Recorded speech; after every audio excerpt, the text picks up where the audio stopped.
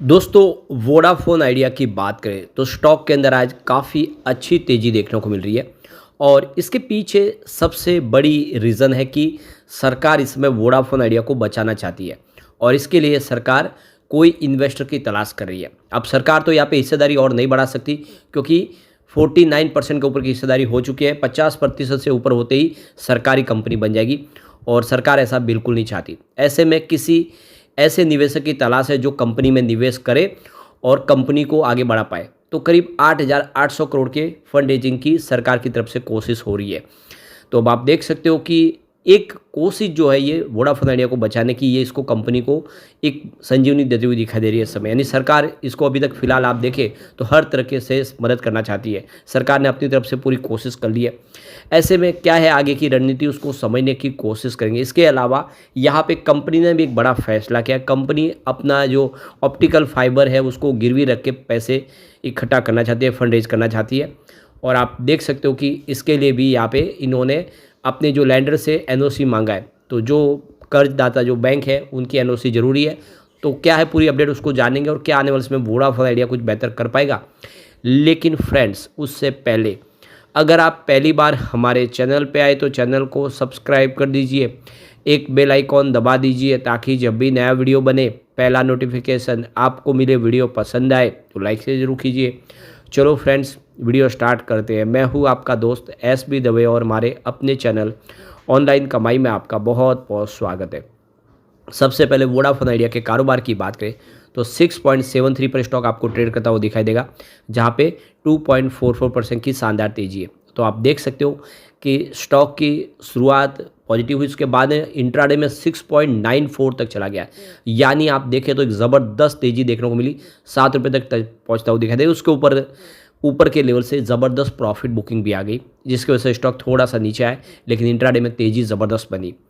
अब वॉल्यूम ज़बरदस्त है। देख सकते हो कि पिछले एक महीने पहले इसका 64 करोड़ का वॉल्यूम था, 17 करोड़ की डिलीवरी उठाई गई थी। 1 वीक पहले 58 करोड़ का वॉल्यूम हुआ था, 13 करोड़ की डिलीवरी उठाई गई थी। और कल इसका 49 करोड़ का वॉल्यूम हुआ था, 11 करोड़ की डिलीवरी उठाई गई थी। अब आज भी सुबह सुबह यानी आप देखें तो 10:30 बजे के आसपास ही 46 करोड़ का ज़बरदस्त वॉल्यूम हो चुका है। यानी बिल्कुल आप देखें तो आज ज़बरदस्त वॉल्यूम में काम कर जो रहा है। बड़े फंड हाउस फिर से सक्रिय हो गए सरकार के इस निर्णय की वजह से। फिलहाल इस स्टॉक ने लगातार लोगों को निगेटिव रिटर्न दिया है। पिछले एक महीने में यहाँ पे 3.95% की गिरावट हुई है। तो 3 मंथ के हिसाब से 4.92% की आपको गिरावट देखने को मिलेगी। पिछले एक साल में 55.7% की गिरावट हुई है। लगातार ये स्टॉक निगेटिव रिटर्न ही दे रहा है। 3 मंथ की बात 3 ईयर की बात करें तो 29.35% की इसमें गिरावट आपको देखने को मिलेगी, जबकि 5 ईयर की बात करें तो 45.48% की गिरावट है। यानी ये एक ऐसा स्टॉक है जो पिछले बाजार की तेज़ी के दौर में भी लोगों को नुकसान कर गया। यहाँ तक कि आप देखें तो जिसने IPO के माध्यम से 11 रुपीज़ में खरीदारी की थी वो भी सारे बड़े फंड हाउस नुकसान में आ गए। अब इसके बीच में जो एक बड़ी कोशिश सरकार की तरफ से हो रही है, ये अब देख सकते हो कि वोडाफोन आइडिया को सरकार किसी भी हालत में बचाना चाहती है, क्योंकि वोडाफोन आइडिया का मैनेजमेंट कह चुका है कि आने वाले अगर साल भर में उन्होंने पैसों की व्यवस्था नहीं की तो कंपनी को अपना कारोबार बंद करना पड़ेगा। ऐसे में सरकार अब न डूबे उसके लिए नई रणनीति की तलाश कर रही है।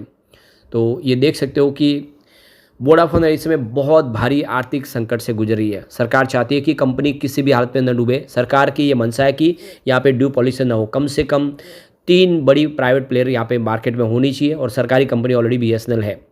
तो ये देख सकते हो कि इसका जो आप देखें अगर ये डूबती है तो सीधा जो असर है वो टेलीकॉम सेक्टर और सरकारी खजाने पर भी पड़ेगा, क्योंकि आप देख सकते हो कि इसमें सरकार को बहुत सारा पैसा रिकवर करना है।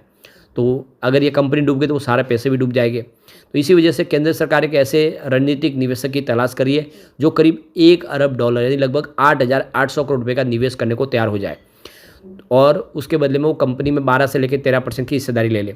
तो आप देख सकते हो कि कोई बड़ा निवेशक मिले जो इसमें प्रमोटर के तौर पे आ जाए, अपनी हिस्सेदारी ले और बड़ी रकम दे दे। तो ET की खबर के मुताबिक इस संभावित जो समझौते का मतलब ये होगा कि कंपनी के जो मौजूदा प्रमोटर है आदित्य बिरला ग्रुप और ब्रिटेन की वोडाफोन चाहे तो अपनी हिस्सेदारी घटा सकते, यानी प्रमोटर अपने कोटे को कम करके ये हिस्सेदारी उनको डाइल्यूट कर सकते हैं। फिलहाल सरकार खुद कंपनी के से बाहर निकलने के मूड में नहीं, यानी सरकार अभी अपनी जो हिस्सेदारी उतनी बनाए रखेगी, क्योंकि 49% के आसपास रह के उन्होंने अपने मैनेजमेंट में कोई दखल अंदाजी फिलहाल नहीं की। सरकार बिल्कुल इसमें किसी प्रकार की दखलंदाजी नहीं देख रही। जो मैनेजमेंट जो फैसला चाहते हैं वो कर सकते हैं, सरकार ने इसमें छूट दी हुई है। लेकिन अब आप देख सकते हो उनकी कोशिश है कि नया निवेशक न केवल पैसे लगाए बल्कि कंपनी के संचालन में भी भागीदारी करे और वोडाफोन आइडिया को नए रास्ते पे आगे बढ़ाए। यानी ये जो मैनेजमेंट है पुराना, जिसमें वोडाफोन आइडिया पीएलसी और वोडाफोन के आदित्य बिरला ग्रुप, इन दोनों के बस में फ़िलहाल कंपनी को आगे बढ़ाना नहीं है। ऐसे में कोई ऐसा पार्टनर मिले, ऐसा प्रमोटर मिले जो नए तरीके से बिजनेस को आगे बढ़ा पाए, यानी कि अनुभवी व्यक्ति की तलाश है। तो अब आप देख सकते हो कि जैसे कि जियो की कमान जो है वो मुकेश अंबानी के हाथ में है और एयरटेल की कमान देख सकते हो कि मित्तल के हाथ में है। दोनों ही बहुत ज़्यादा ये देख सकते हो कि अनुभवी व्यक्ति है। और अब तीसरा जो यहाँ पे निवेशक दिख रहा है इस समय, तो वो अदानी ग्रुप है। अगर अदानी ग्रुप जैसा कोई निवेशक इसमें एंट्री कर ले, उनके पास बहुत सारा अनुभव है, बिजनेस उन्होंने जिस तरह से अपने बढ़ाए, तो इसका कोई भला हो सकता है। तो अब सरकार की भी यही मंशा है कि कोई बड़ा निवेशक यहाँ पे आए जो कंपनी की बागडोर भी संभाले। तो अब देखना होगा क्या आने वाले समय कुछ ऐसा फैसला हो जाता है कि अदानी जैसी कंपनियाँ इसके अंदर एक प्रमोटर बन के आए और इसकी जो प्रॉब्लम है उसको कम करे। तो कंपनी पर जो इस समय एजीआर का भारी बोझ है, मार्च 2025 तक इसके ऊपर लगभग 83,400 करोड़ रुपये से ज़्यादा बकाया है। पिछले अगले वित्त वर्ष में 16,000 करोड़ से ज़्यादा का एजीआर का भुगतान करना है। करीब 2600 करोड़ रुपये का स्पेक्ट्रम का बकाया भी देना होगा। इसके साथ ही कंपनी पर बैंकों का कर्ज और लंबी अवधि की देनदारियां कुल मिलाकर 2 लाख करोड़ रुपये का कर्ज पहुंच चुका है। दूसरी तरफ जून 2025 तक कंपनी के पास नकद और बैंक बैलेंस सिर्फ 6,830 करोड़ रुपये ये था। साफ है कि इतने बोझ में कंपनी अपनी राह अकेले नहीं निकाल सकती, उसके लिए किसी बड़े निवेशक की तलाश जरूरी है। सरकार ये भी सोचे कि कंपनी को उसकी बकाया एजीआर देनदारियों में कैसे राहत दी जाए। दूरसंचार विभाग डॉट ने सुझाव दिया कि भुगतान की अवधि 6 साल से बढ़ाकर 20 साल कर दी जाए और ब्याज की गणना भी आसान तरीके यानी सिंपल इंटरेस्ट से की जाए, यानी कुछ राहत दी जाए। सरकार अपनी तरफ से कोशिश पूरी करिए, लेकिन बहुत सारे पैसे की आवश्यकता है। सरकार की तरफ से एक विकल्प और ये भी तलाशा जा रहा है कि फिलहाल सिर्फ 1,000 से लेकर 1,500 करोड़ रुपए की किस्त ही कंपनी से ली जाए जब तक कि एजीआर पर कोई अंतिम फैसला न हो, यानी ज़्यादा से ज़्यादा उनको राहत देने की कोशिश कर रही है सरकार। इसमें एक सबसे बड़ी ये भी बात है कि सरकार की हिस्सेदारी 48.9%, यानी आधी हिस्सेदारी सरकार की, और कंपनी अगर डूब जाती है तो सरकार को भी बहुत बड़ा घाटा हो जाएगा। और सरकार भी चाहती है कि 3 कम से कम खिलाड़ी टेलीकॉम सेक्टर के बने रहे और इसीलिए ये आप देखें सारी कोशिशें की जा रही है। मार्केट में निवेशक भी इसी पर नज़र गड़ाए हुए हैं।